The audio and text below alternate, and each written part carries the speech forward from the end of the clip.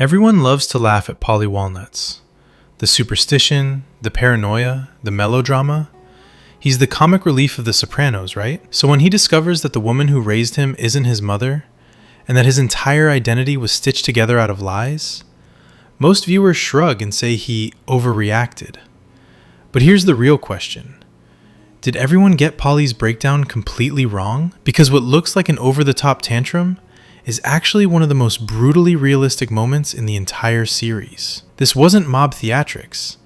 It was the emotional detonation that happens when a man learns his entire life has been ghostwritten by other people. His name, his heritage, his childhood, even the story of who loved him and who abandoned him, all rewritten behind his back. And the rage, the denial, the lashing out at the only parent he's ever known, that isn't exaggeration. That is exactly how identity collapse feels when it happens to a grown adult, especially one who's built his entire persona on pride, image, and tradition. So today, we're going to break down why Paulie's meltdown wasn't absurd at all, and why it might be the most psychologically accurate moment in the entire show. The mythology of identity collapses quietly for most people, through the slow erosion of age, disappointment, or the discovery that childhood heroes were simply adults with better lighting. But for some, identity detonates. It shatters in a single moment, with the clinical ding of a DNA test, and the reluctant confession of a parent who is not, in fact, a parent. Few fictional works capture that rupture with the brutal clarity shown through Paulie's existential tailspin. And the fact that this particular brand of emotional whiplash rings so true to lived experience only underscores how sharply the series understands the anatomy of betrayal. It is almost comical how frequently viewers announce that Paulie's meltdown is unrealistic, as though decades-long deception is something the psyche simply metabolizes with a glass of water and a nap. The discovery that one's biological origins differ entirely from the story faithfully repeated since infancy does not inspire calm reflection. It inspires the precise cocktail of rage, disbelief, self-pity, wounded pride, and misguided blame that Paulie demonstrates with operatic flourish. His declaration that his life has become a grotesque joke, that the people tasked with raising him were engaged in a conspiracy of silence, that even his name was rewritten to better suit someone else's narrative. This is exactly the sort of existential hijacking that forces a person to reevaluate everything from childhood memories to ethnic identity. And yes, the sting of realizing that even one's cultural belonging has been assembled from half-truths and omissions is its own special form of vertigo. What makes the portrayal so incisive is not merely the trauma itself, but the character's almost comically maladaptive response. The fury projected at the woman who raised him, who did the unglamorous labor of feeding, sheltering, and keeping him alive, is unreasonable, petulant, and entirely believable. Gratitude rarely enters the emotional equation when a person is busy clawing their way through the rubble of a collapsed identity. The show understands that being saved from a worse childhood does not magically immunize someone from feelings of betrayal, and so Paulie thrashes. He lashes out. He behaves as though the universe targeted him specifically, as though this personal revelation is somehow more insulting than the countless moral trespasses he has committed without hesitation. His emotional threshold, already razor thin after a lifetime of neuroses, guilt, superstition, and vanity, shrinks to a pinpoint. The man who insists even a rat wouldn't abandon its young is suddenly forced to reconcile the fact that his own origin story is precisely that, the abandonment of a child, followed by the elaborate charade required to conceal it. Those who claim the behavior is overblown forget the show's enduring commitment to emotional realism. It is the same realism that has made the series indispensable to viewers who recognize uncomfortable fragments of themselves scattered across its character roster.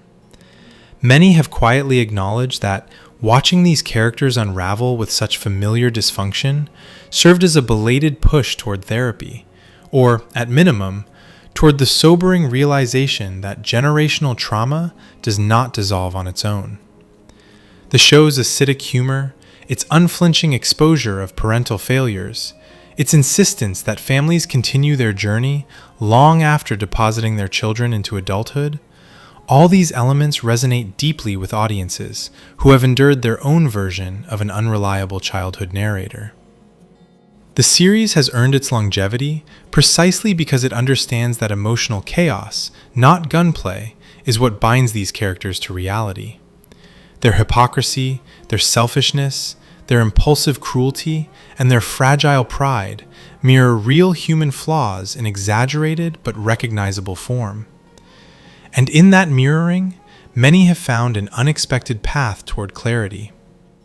This personal authenticity collides strangely, almost absurdly, with the online cottage industry dedicated to diagnosing every frame of the final episodes. The obsession with Paulie's somber final scenes, his reluctance to take on a new crew, his hollowed expressions, his air of resignation, has spawned theories so intricate that they often resemble doctoral dissertations on organized crime metaphysics. There is a certain charm to watching viewers weave Baroque interpretations around barber shears, white dress shoes, lingering camera shots, spectral cats, and coincidental dialogue. In these readings, every prop becomes a rune, every costume choice a premonition, every glance a confession.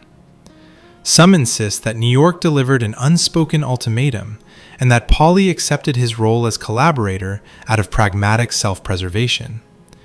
Others argue that he mourned not Tony, but the end of an era, the dissolution of the only family he had ever known. Nearly every loss in the final seasons belonged to him. Mentors gone, friends dead, protégés doomed, workplaces abandoned, rituals rendered obsolete. Even his sense of place within the violent hierarchy shriveled. What, after all, was left for a man whose self-worth depended entirely on tradition, hierarchy, and image when those very structures evaporated? More imaginative theorists claim Paulie was the linchpin in Tony's death, a silent accomplice whose cooperation with New York allowed the hit to proceed unchallenged. They cite his survival instincts, his history of disclosing information when convenient, his fluctuating loyalty, and his palpable dread in the finale. They recall the moment he appeared bearing barber scissors as though delivering a symbolic offering, or the indignant muttering over past grievances Tony had never fully forgiven. They point out that he had long resented the rise of others, particularly Christopher, who he alternately treated as friend, rival, surrogate son, and source of petty irritation. They note his obsessive concern with reputation, the wings, the commendatore title, the pinky rings, the shining white shoes. How better to preserve that image than by ensuring one survives when others fall? But even this interpretation clings to the broader truth. Paulie is a survivor whose loyalty is as fragile as his vanity. He is, in every sense, a man defined by the performative rituals of his world. Christopher's relationship with him, a frequent subject of confusion among viewers, is in fact a study in mirrored flaws. The early camaraderie gives way to tension because both men bristle under the weight of their insecurities. Christopher, too enamored with the idea of being an heir apparent, flaunts his connection to power without understanding its cost. Paulie, whose seniority and self-image should have insulated him, instead becomes increasingly paranoid, resentful, and petty. Their conflict escalates because they see in each other qualities they despise in themselves: impulsivity, entitlement, thin-skinned pride, and the chronic need to prove worth. The strip searches, the petty power plays, the endless attempts to keep Christopher in line all stem from this mutual recognition. And as Paulie ages, his anxiety metastasizes into something almost tragic. Signs of illness, brushes with mortality, revelations about his childhood, and constant questions about his relevance leave him brittle. The man who once functioned as a reliable, if eccentric soldier begins unraveling under the weight of every perceived slight. This unraveling also fuels the recurrent debate about whether he ever betrayed the family. His loose tongue, his habit of prefacing gossip with the classic, "Don't say you heard it from me," his willingness to disclose information to New York. These patterns hardly inspire confidence. But betrayal in this universe is not simply defined by information passed along. It is shaped by motive, by audience, by self-preservation. Paulie's transgressions are born of fear, envy, and emotional fragility, rather than strategic calculation. In a world where duplicity is currency, he is less a mastermind than a poorly secured vault. Even so, his survival instincts run deep. He knows precisely when to shut down under pressure, when to withhold, and when to cling to silence with the tenacity of a cornered animal. This is precisely why Tony's infamous confrontation in Florida ends without bloodshed. Tony seeks admission, a confession, a crack in the armor. Paulie refuses, stonewalls, and in doing so, proves himself capable of withstanding interrogation. If he will not break in the face of Tony's intimidation, the logic goes, he will not break under federal pressure either. The absence of confession becomes its own perverse evidence of loyalty. This complicated dynamic only grows more pronounced in the final season. Tony, increasingly paranoid and consumed by the erosion of his empire, vacillates between affection and contempt for Paulie. Memories of shared history clash against suspicion. Every laugh in another room becomes a potential threat.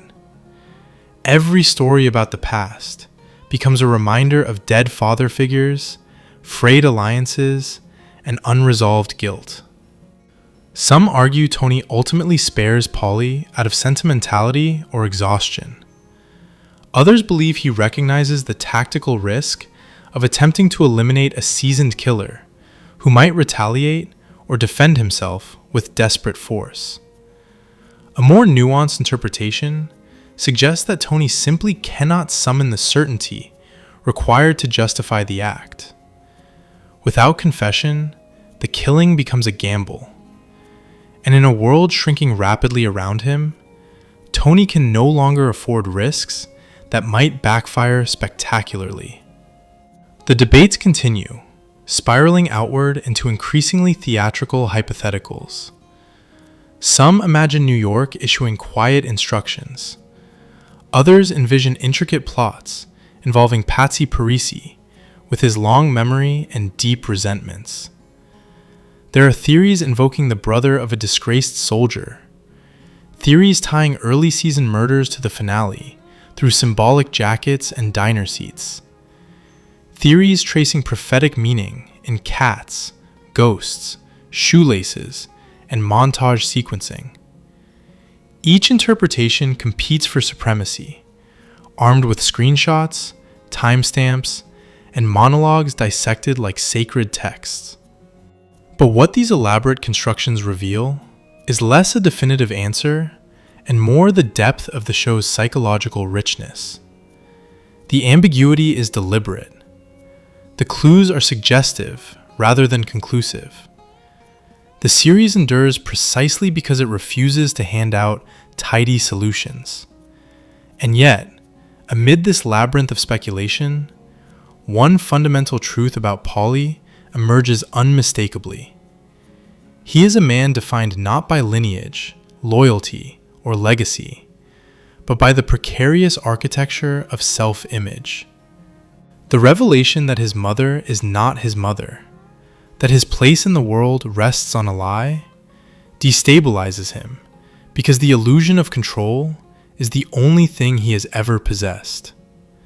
Vanity, superstition, ritualized masculinity, and obsessive grooming have always been his armor. Strip away even one of those defenses, and he flails, incapable of processing the raw vulnerability beneath. His anger toward the woman who raised him, however misplaced, springs from the shattering of that carefully managed persona. Gratitude cannot compete with the shock of discovering that the story of one's life has been ghostwritten by others. The irony is that this crisis mirrors what Tony experiences when he learns unflattering truths about his own father. Both men anchor their identities in a mythology of heritage, honor, and masculine legacy. Mythologies that crumble when confronted with evidence of their parents' deeply human failings. The betrayal cuts not because the truth itself is unbearable, but because it punctures the fantasy of moral superiority. It forces both men to acknowledge that their entire emotional framework rests on sand. The human instinct towards self-preservation often manifests as anger rather than introspection, and in Paulie's case, it erupts in ways both cruel and pitiable. His treatment of the woman who raised him is indefensible, yet profoundly consistent with his character. His reactions are impulsive, melodramatic, irrational, and deeply wounded, attributes that have defined him since the beginning. His world, built on hierarchy and performance, cannot accommodate ambiguity. The truth about his origins introduces precisely the kind of ambiguity he is unequipped to confront. So he explodes. Critics who dismiss his reaction as childish inadvertently confirm the show's core thesis. Emotional immaturity thrives in environments where violent authority substitutes for self-awareness. In such a world, both Tony and Paulie cling to external symbols, titles, rituals, family myths, because internal stability is an alien concept. They seek validation in the shape of loyalty oaths, ceremonial promotions, and the hollow flattery of fear. Strip away these illusions, and what remains is a fragile man staring into the abyss of a life built on deception. This fragility also shapes Paulie's fractured relationships with those beneath him. Christopher's rapid ascent threatens him not because of the younger man's competence, but because it highlights Paulie's stalled ambitions. Every perceived slight becomes an attack. Every misstep becomes evidence of disrespect. Christopher's naive belief that proximity to power entitles him to shortcuts only aggravates Paulie's insecurity. Their conflict is not a sudden rupture, but the slow combustion of two combustible personalities, trapped in a hierarchy where affection and competition are indistinguishable. As the show progresses, Paulie's internal turmoil becomes increasingly visible. The Nyack psychic, the cancer scare, the paranoia about supernatural retribution, each episode erodes his stability. The comedic beats of his behavior mask a deeper existential unraveling. His reliance on superstition, his fear of germs, his obsession with maintaining appearances, all represent attempts to exert control over a world slipping away from him. When the family begins to disintegrate, when the old rituals fade, when familiar faces die one by one, he is left alone, clutching the remaining scraps of identity with white-knuckled desperation. The finale captures this desperation with chilling precision. His reluctance to accept leadership is not humility, but dread. He understands that the crew being offered to him is no longer a symbol of power, but a consolation prize from a collapsing empire. The glory days he worshipped are gone, replaced by shrinking territories, dying colleagues, and alliances held together by duct tape and denial. His expression in those final scenes is not fear of Tony's death, nor guilt over potential involvement, but quiet mourning for a life that no longer exists. It is telling that even his most ardent defenders admit his flaws openly. His gossiping, his impulsive betrayals, his petty vendettas, his snitch-like tendencies, these are not aberrations but defining qualities. Yet the possibility that he could have orchestrated or condoned Tony's end is not rooted in malice, but in survival instinct. He has always been a creature of adaptation. He adjusts to shifting power dynamics with instinctual cunning. He protects himself first, others second, morality last. This is not the behavior of a mastermind, but of a man shaped by decades of volatility, both personal and professional. Tony's hesitation to kill him stems from this complex tapestry of history, fear, affection, and uncertainty. Killing Paulie would eliminate a liability, but also extinguish one of the last remnants of Tony's foundational past. It would sever the last thread connecting him to earlier versions of himself, versions that, however flawed, anchor his sense of continuity. Beansy's reminder that Paulie has always loved Tony, however dysfunctional that love may be, complicates the decision further. Emotion battles pragmatism. Nostalgia wrestles with paranoia. In the end, Tony chooses inertia. Whether this choice preserves him or dooms him becomes the subject of unending debate. But amid all the layered theorizing, one truth repeats. Paulie is the final survivor not because he is the most loyal, the most cunning, or the most deserving, but because he embodies the show's central thesis about the durability of flawed humanity.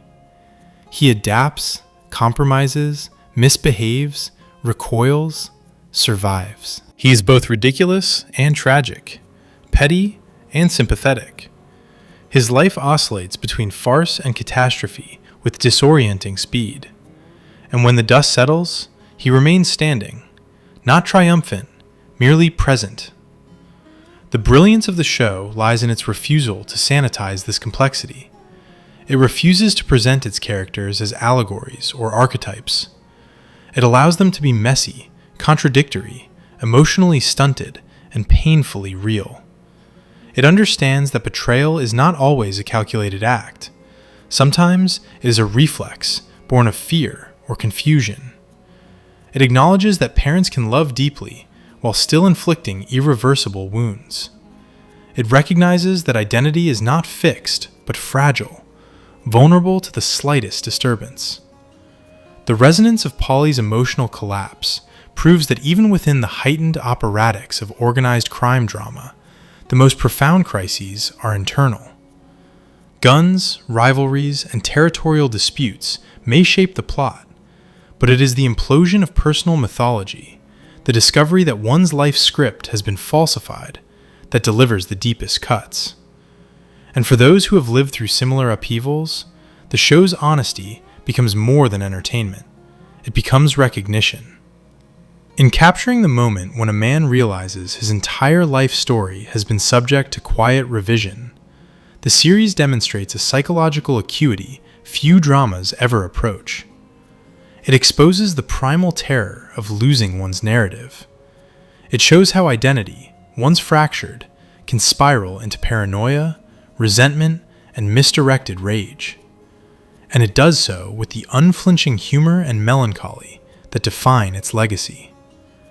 This is why the show continues to inspire endless analysis, why viewers cling to theories, to symbols, to lingering shots and cryptic lines.